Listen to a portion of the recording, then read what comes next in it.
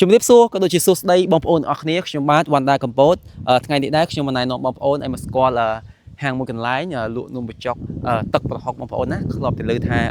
កន្លែងខ្លះគេមានលក់នំបញ្ចុកទឹកម្ហិចកពតយើងល្បីមែនទេអញ្ចឹងយើងមិនណែនាំបងប្អូនឲ្យមកស្គាល់ហាងមួយដែលមានលក់នំបញ្ចុកទឹកប្រហុកហើយកន្លែងគាត់នេះដែរក៏មានលក់ដូចជាកាហ្វេអាយឡាតេនំគ្រក់ច្រើនមែនទេបងប្អូនណាអញ្ចឹងបើយើងចង់ដឹងច្បាស់យើងទៅសួរបងម្ចាស់ហាងទាំងអស់គ្នាបងប្អូនណាជំរាបសួរបងជំរាបសួរអូនបងឈ្មោះអីដែរបងឈ្មោះភិរមបងណាបាទអូឈ្មោះបន្ទោះបងណាបងមិញឈ្មោះវណ្ណដាបងតែឡាសនាមតែឈ្មោះពិតឡាសនាមទីតាំងបងនំបញ្ចុកទឹក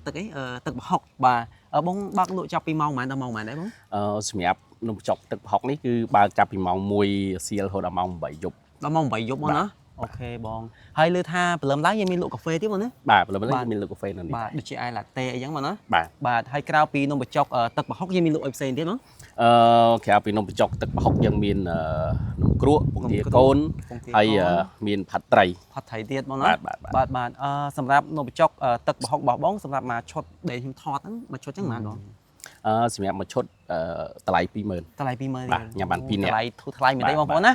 បើបងប្អូនមក2នាក់សម្រាប់អ្នកមានគូក៏បានដែរមកអូន10000បង10000មកស្រួលហូបអស់ទៀតគ្រាន់តែហេវខ្លាំងមិញខ្ញុំ4នាក់ហ្នឹងណាបានហូបអស់តែរសជាតិអីមែនតើភ្លក់ហើយឆ្ងាញ់បងប្អូនណាលើថាតទៅមុខអាចលក់អីផ្សេងទៀតទេបងក្រៅពីនំបញ្ចុកទឹកប្រហុកតទៅមុខទៀតគឺអាចលក់អីផ្សេងទៀតប៉ុន្តែអត់ទាន់ជាក់ប្រាប់ថាលក់អីទៀតទេតែយើងមាន plan ហើយតែមានតែមួយមកចូលនេះហើយមាននំបញ្ចុកទឹកប្រហុកពីច្រើនខាងនោះសិតតែទឹកម្ហិចអូខេជួបគ្នាវីដេអូក្រោយជាមួយខ្ញុំវណ្ណដាកពតអូខេសម្រាប់ទីតាំងរបស់យើងវិញបងប្អូនណាមកពីខាងនោះវិញផ្លូវមកពីភ្នំពេញមកដល់ការ៉ាសាំងស៊ូគីមិចហើយយើងចូលតាមផ្លូវនេះបងប្អូនណានេះផ្លូវហ្នឹងទៅខាងនំបញ្ចុករបស់យើងហើយមកពីខាងនោះវិញខាងវងមូធុរេនយើងជិះម៉ូតូត្រង់រហូតនឹងតាមស្ពានហ្នឹងមកដល់នេះផ្លូវចូលខាងនេះដែរនេះផ្លូវចូលតែមួយគ្នាហ្នឹងមកខាងនំបញ្ចុកទឹកប្រហុករបស់យើងណាបងប្អូនហ្នឹងហើយតាមដានជាមួយជនទាំងអស់គ្នាបងប្អូនបងប្អូនចេញពីផ្សារកពតមកប្រហែលជា1គីឡូម៉ែត្រទេតាមផ្លូវជាតិលេខ3ហួសផ្លូវអតិភ្លើងបន្តិចបាទហើយហួសស្ពានព្រះពលាបងប្អូនបត់ស្ដាំមកបាទចូលតាមក្រាសាំងចូលមកក្នុងបាទក្រោយដីឡូបាទចេញពីផ្លូវធំមកប្រហែលជាង100ម៉ែត្រទេបាទជាប់បន្លាយបងប្អូ